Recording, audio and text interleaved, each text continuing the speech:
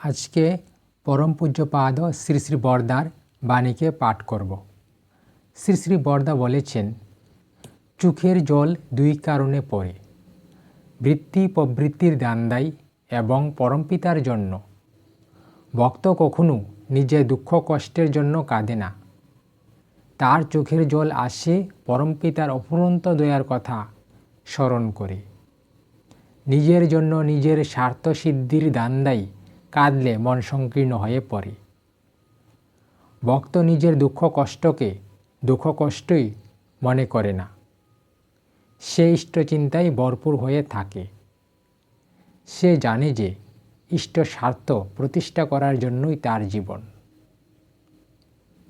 পরম পূজ্যপাদ শ্রী শ্রী বরদা 15-10-1973 ইষ্ট প্রসঙ্গে 1।